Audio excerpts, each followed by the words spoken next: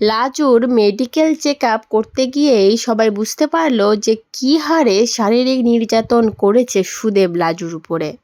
হ্যাঁ বন্ধুরা, এমনই কিছু দেখতে পাবো আমরা নতুন পর্বে। পুরোটা জানতে ভিডিওটিতে লাইক দিয়ে চ্যানেলটা সাবস্ক্রাইব করে দেখতে থাকুন।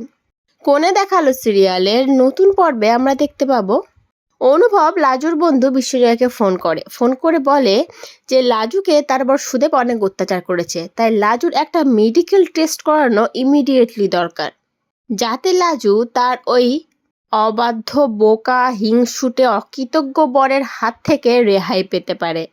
মানে লাজু আর সুদেবের ডিভোর্সে ওই মেডিকেল রিপোর্টটা খুব কাজে লাগবে। বিশ্বজয় তখন লাজুকে দেখে বুঝতেই পারে যে লাজুর চোখে মুখে কালশিটে দাগ, কিন্তু লাজুকে এই বিষয়ে কিছু জিজ্ঞেস করলে লাজু পুরোটাই এড়িয়ে যায়। আসলে আমরা জানি লাজু খুব শান্ত স্বভাবের মেয়ে, আর সে জেনে শুনে কখনো চাইবে না কারোর ক্ষতি করতে। সে তার সাথে যে যতই খারাপ ব্যবহার করুক না কেন, তাই সে এক্ষেত্রেও চায়নি যে সুদেবের এগেনস্টে কোনো স্টেপ নিতে। কিন্তু এবার তো অনুভব আছে লাজুর পাশে, মানে লাজু তো অনুভবকে কথা দিয়েছে যে সে অনুভবের জীবনে ফিরে আসবে, কিন্তু কিছুটা সময় লাগবে।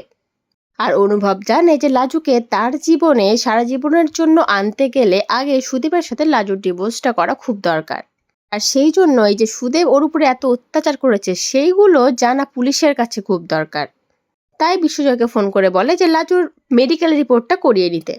লাজুর মেডিকেল রিপোর্টটা করার পর এটা স্পষ্ট হয়ে যায় যে সুদেব তাকে কী হারে মেরেছে, মানে কী হারে মারধর করেছে, কিভাবে শারীরিক নির্যাতন করেছে। আর বিশ্বজয় সেই রিপোর্টটা করে অনুভবের হাতে তুলে দেয়, আর অনুভব তো রিপোর্টটা দেখে মাথায় আগুন জ্বলে যায়। সে লাজুকে বলতে থাকে, লাজু তোমাকে আর এইভাবে পড়ে পড়ে মার খেতে আমি দেখতে পারবো না, তুমি সোজা যাবে পুলিশের কাছে, আর এই রিপোর্টটা দিয়েই আমরা কেসটা করব। সুদেবের নামে কেস করব যে তোমাকে কোনো কারণ ছাড়াই এইভাবে মারধর করেছে, এইভাবে ঘরবন্দি করে রেখেছে।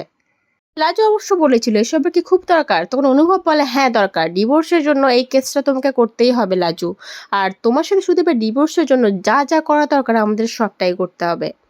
তো বন্ধুরা, এবার হয়তো আমরা কিছুটা শিওর হতে পারি যে লাজু আর সুদেবের ডিভোর্সটা হয়তো খুব তাড়াতাড়ি হয়ে যাবে, মানে খুব তাড়াতাড়ি না হলেও হতে শুরু করে দিয়েছে, প্রসেসিংয়ে চলছে। মাঝখানে অবশ্য বনলতা আর সুদেব অনেক নাটক করবে, তবে সব নাটকের শেষ হবে লাজু আর সুদেবের ডিভোর্সটা, মানে আমার তো এটাই মনে হচ্ছে। তোমরাও কি এটাই চাও? কমেন্ট করে কিন্তু অবশ্যই জানিও।